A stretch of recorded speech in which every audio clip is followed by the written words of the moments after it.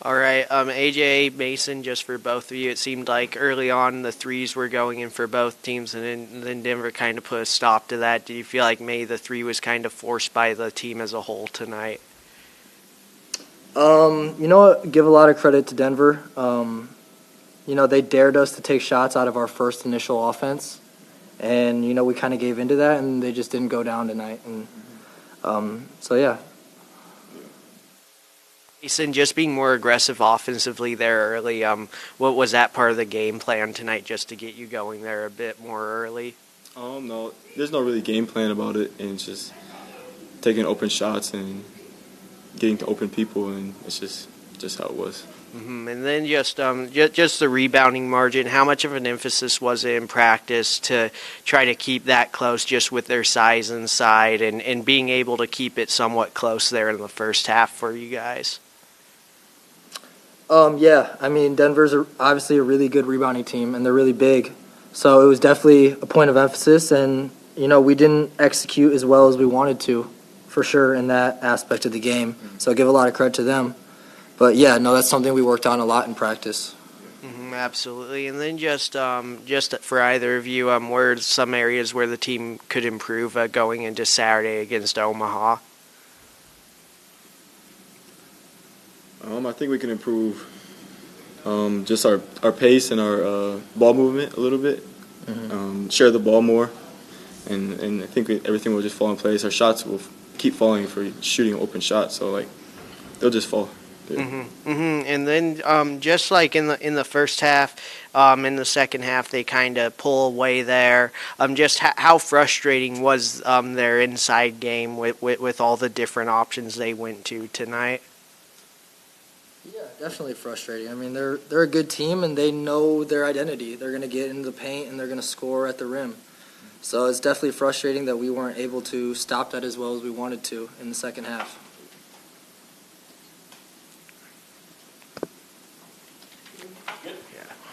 All right, thank you guys.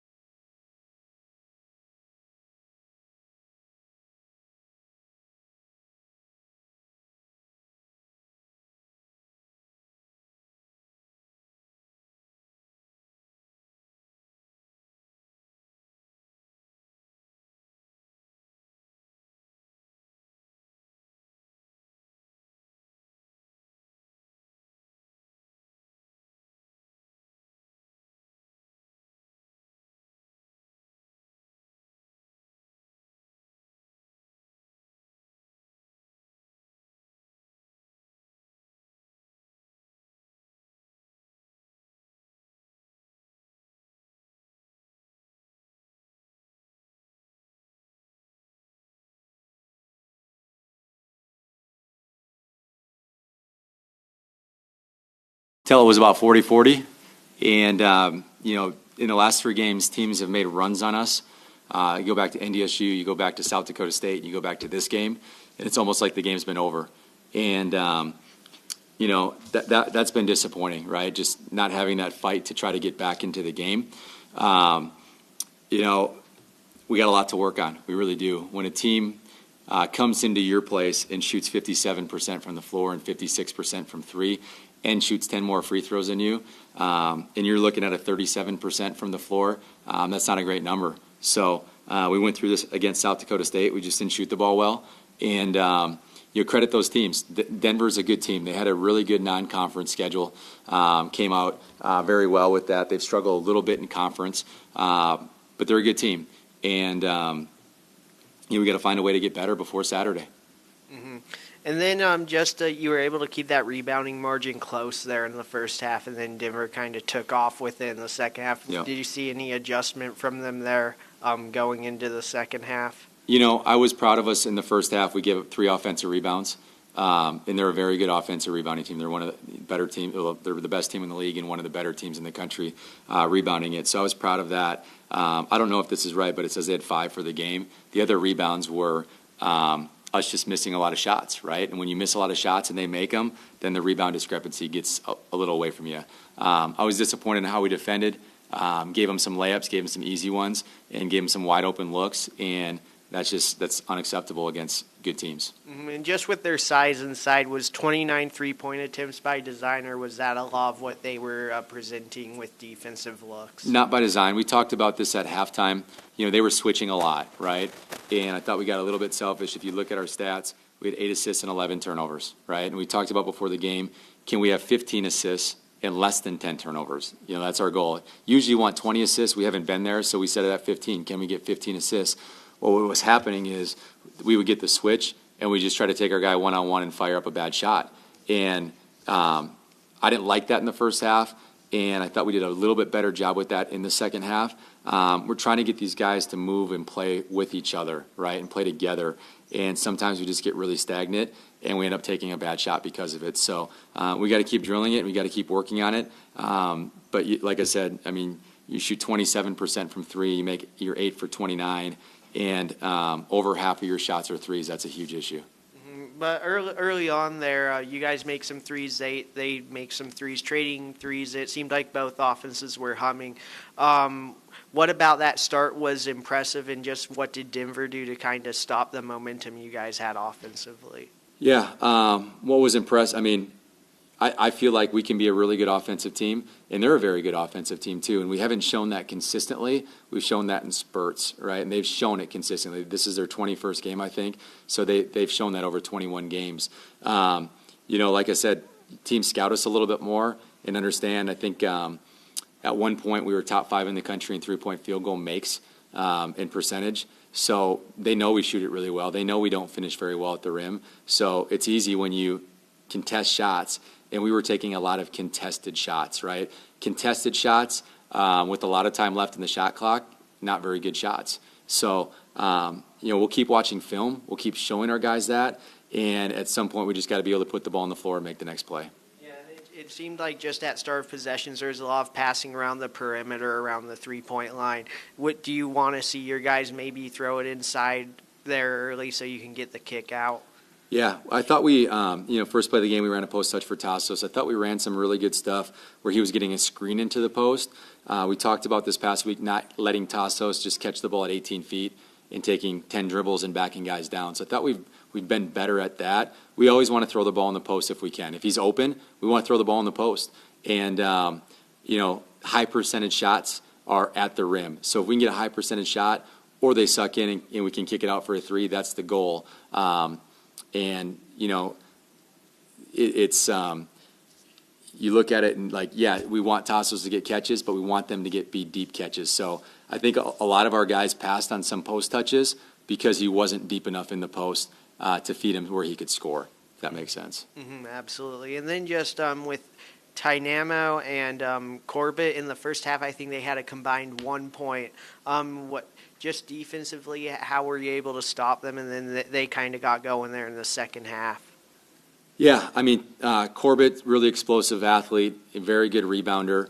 Our goal was to keep him off the glass. He gets a lot of misses, his own misses, right? So he's a lefty, drives it left, throws it up there, goes and gets it, puts it back in, or gets fouled. And then who was the other guy? 25? Yeah. He's a good player, all right? I think he got an and one, I think, on one play. The difference was 13 was in foul trouble in the first half. He played a little bit more, and it was kind of flipped and maybe a little bit more even in the second half. So they're both good. I mean, we doubled the post with 13 because he's big. I think is he a transfer from Stanford, from the Pac-12? He's big. He's hard to deal with.